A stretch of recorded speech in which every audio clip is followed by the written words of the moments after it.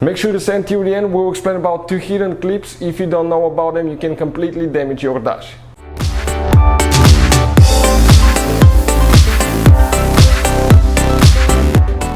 Hey guys, welcome back to Auto Repair guys. Thank you guys for watching and subscribing to the channel. Today will be super helpful video to any of you having a BMW guys 5 Series generation F10 F11. If you need to remove or replace passenger side air vents, stay with us guys. We'll explain how to do that step by step. If you do the wrong way, you will damage the vent. You can even damage the dash guys, and it will look really ugly because replacing the dash is super expensive, right? It's a whole big job, and actually the dash itself is very expensive. So make sure to stay until the end. We'll explain how to safely do that now. Before we start, let me just tell you quick a little bit about us. Every single car we get here at the garage guys, we make at least 200 to 300 free repair videos. We constantly take them apart, we show you how to fix pretty much anything. Why we do that? Because our mission at the shop is to save you as much money as we can. All we need guys in return, please subscribe to the channel, like the video, that way we can keep making these absolutely free videos. And if you need to buy any parts tools for your BMW or any car, check out the link in the description of the video below. That's where we get all our tool supplies from, and you can guys save a ton of money. So let's start on it now. So how we're going to do that? Okay, we're going to come right here inside, and it should work on multiple years and models guys, all the way from 2010 currently until now. Okay, practically ours is 2013, but 2018 I think is when they changed the body style. And what we have here, okay, how we're going to remove that trim piece now here. You may guys get a prying tool, but what I usually do, I open the glove box. By opening the glove box, you can access that trim underneath. That trim, if you apply too much pressure, I want to show you what can easily happen. Like, it was removed in the past, and right here, check this thing out.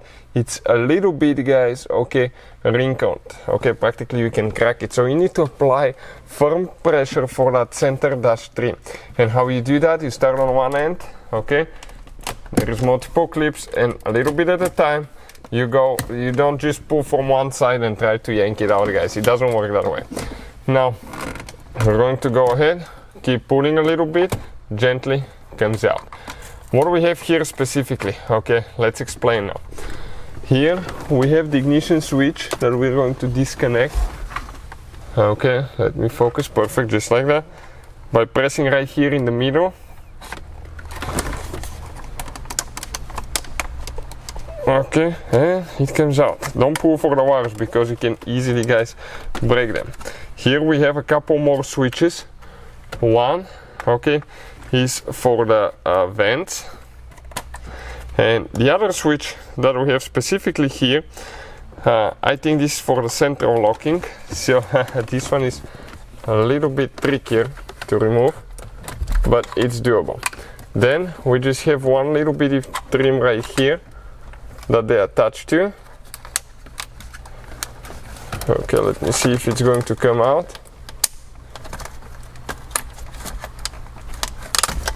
Perfect, and that center trim came out, you can see, completely just like that. So let me show you now. I want to show you where all the clips are so you know what to expect guys. Okay, you have one clip here towards the very passenger side right there.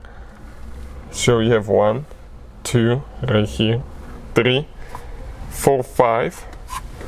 Then passing this, you come all the way to this side, and you have 6, 7 right here.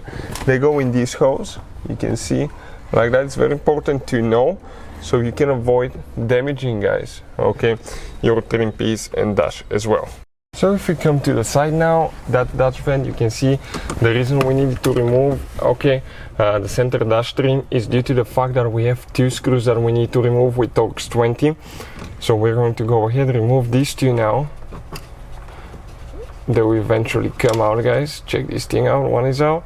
Now we have one more that needs to come out of there. Almost there.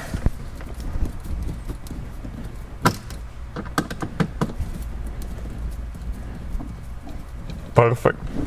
Now that vent, be careful guys, we'll get a plastic tool, okay, to just kind of like break it loose a little bit because it may be stuck from everything that was, okay, Okay, now just be careful, don't pry too much by the button itself because it can actually come loose. So let me see if we can go a little bit right here on the side. Still stuck. It's stuck from being here for a while now, I guess. Let me see.